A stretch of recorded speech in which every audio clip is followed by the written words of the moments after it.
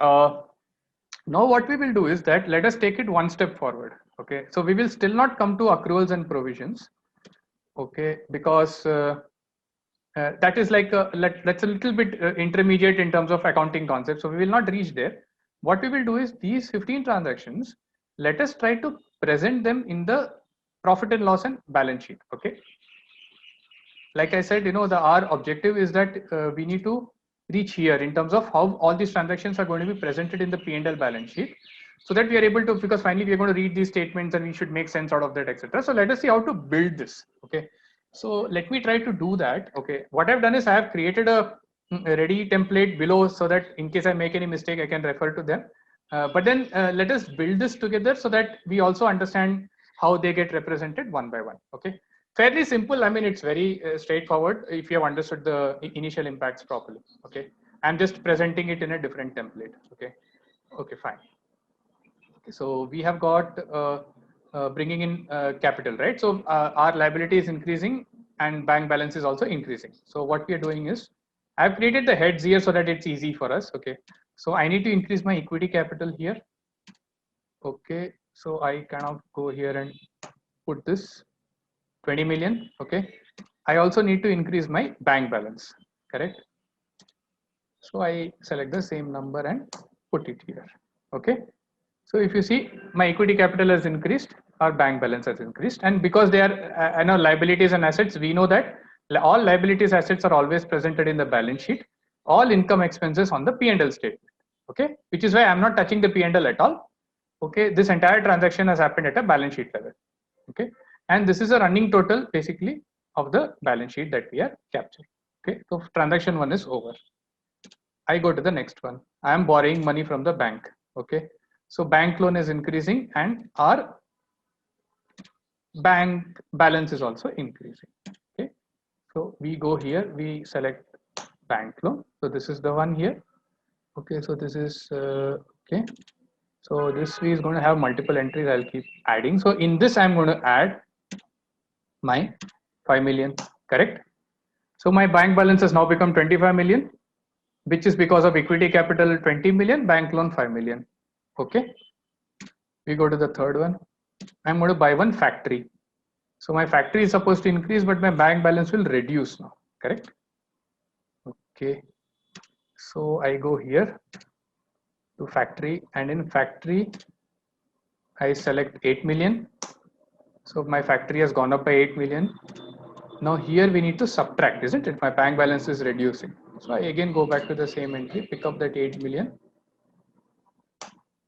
and I subtract. Okay. So if you see here, it has just changed heads. If you see the total remains 25 million, it has just moved from, like, the bank asset got reduced, one head asset got reduced and it moved to another asset. Okay. So that's what has happened here, right? Next is basically renting of the second factory. So in this case, we are getting into the P&L because this is an expenditure of 75,000 where I'm paying the money. Okay, so expenditure, factory rent, correct? So we are going to say, okay, so if you see, this is the income side, expenditure side. Okay, so factory rent is our expenditure. So we pick it up here. Okay, and here we go and subtract. Okay, whatever rent that we paid, we have reduced it from the bank. Okay, so ideally, if you see, I mean, the logic is that, I mean, there is a concept that, balance sheet should always tally. Okay, so if you see at this stage, it is not tallying, because there is a 24,925 and a 25 million. Now the only reason is that, there is a 75,000 sitting in the profit and loss statement. So once we complete our entire exercise and, do this reserve surplus, which I'll explain to you, this will tally. So don't worry, at this stage, if it is not tallying, it is perfectly okay, right? Because we are like a work in progress. We have not kind of completed the entire statement. Okay, so we have affected the factory rent now. Then we move on to buying of machinery. Okay, so we have got a machinery here. So we select machinery. Okay, we are going to subtract, correct? We are going to pay for the machinery. So that is done. Then we are going to pay salaries. Okay, so salaries is a P&L, it's an expenditure, so it's on the P&L side. So we go pay salary, we put the salaries on this side, and again we go back here and we subtract the salaries. Okay, then we come to marketing cost. Same way, there is a marketing cost of 5,000. The head should always be the same. I think this was a typo. Okay, this is a 25,000 we paid. So I'm going to reduce from here. 25,000. Okay. Then the next one is tied up with the suppliers. Okay. Okay. And then we are paying for raw materials. This is paid in cash, 52,500. Right. So okay. So now if you see, when I'm doing a raw material purchase here, if you see on the P&L side, there's only one head, isn't it? So, but if you see, there are two entries here because, like we said, both are expenses only.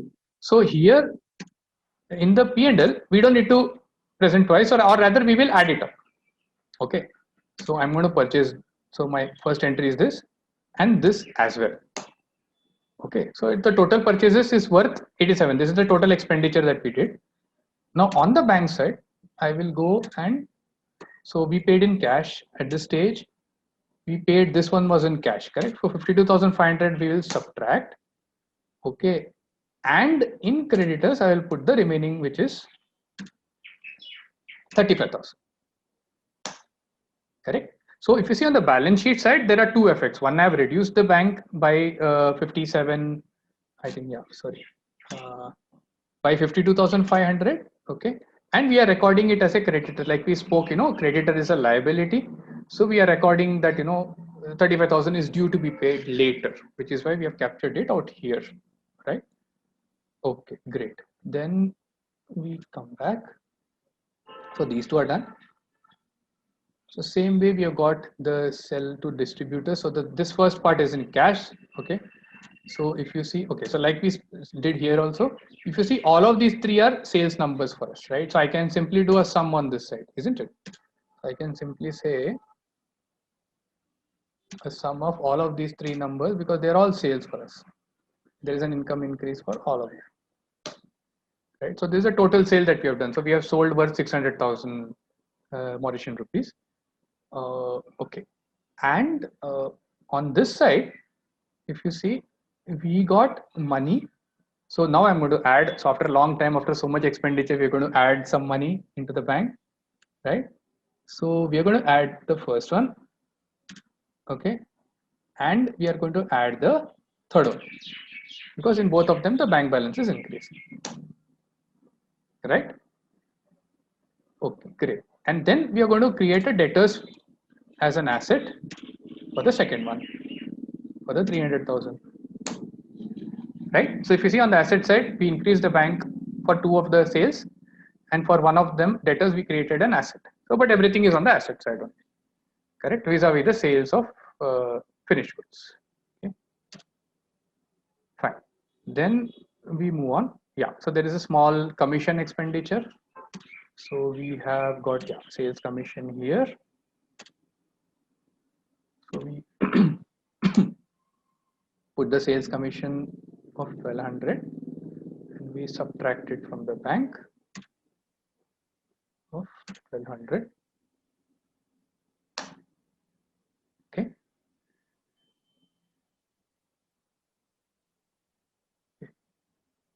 And then we have the last three. So we are paying for factory bills like electricity. So we've got electricity here. Okay. 15,000, again reduction from the bank.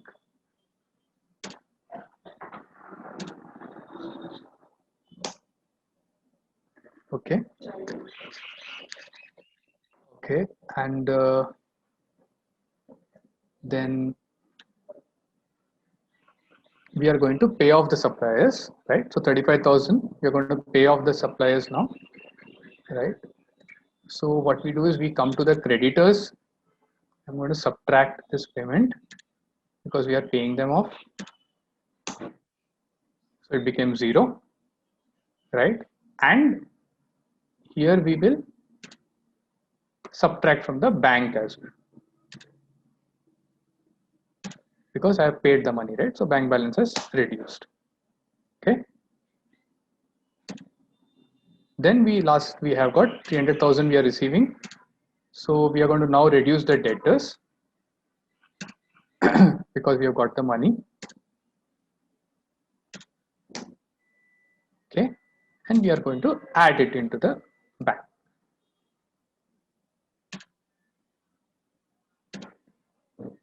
Add it into the bank.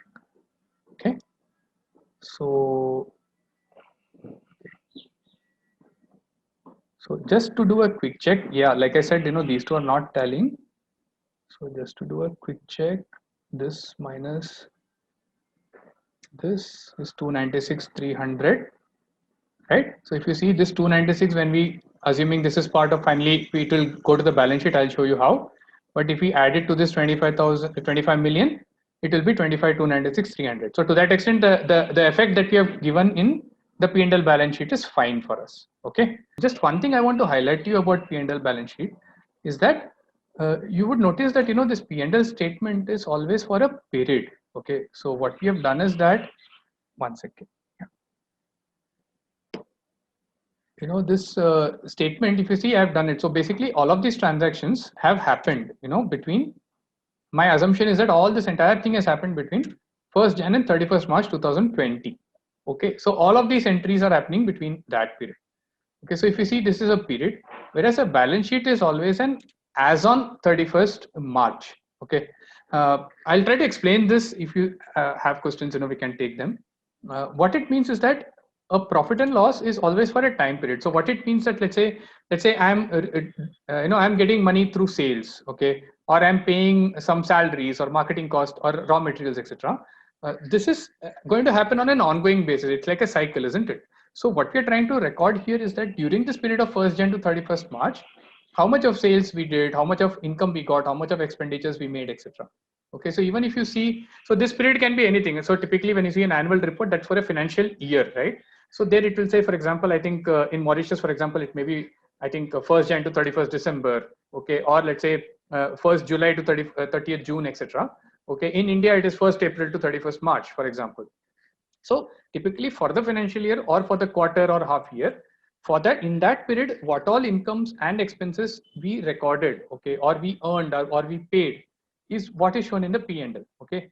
Whereas the balance sheet is more of a, so this is more like a period information. Whereas a balance sheet, the concept it is a statement of my financial position. Okay, what is my status on a particular date? What is my situation as of today? So it is like, even if I ask myself at a personal level that, what is my asset and liability position? Okay, this question will be always as on today, or, for a particular date. Let's say, what was it? Let's say last year, 31st March, what is it today? Okay. So this is always a snapshot for a particular date. Okay. And this you will understand when you see the debtors and creditors. So for example, during this period of 1st Jan to 31st March, initially we had created creditors and debtors, right? On a certain date, let's say earlier, let's say 1st of February, for example. But on 31st March, since the creditors have been completely paid off and the debtors money also we have received, if you see on the balance sheet, it is showing a 0. It doesn't show the movement, correct? Because as on that day, we don't have any creditors, we don't have any debtors. Whereas the P&L statement is a movement statement. It is showing all the incomes and expenses, and hence during that period, how much profit I earned or how much loss I made and things like that.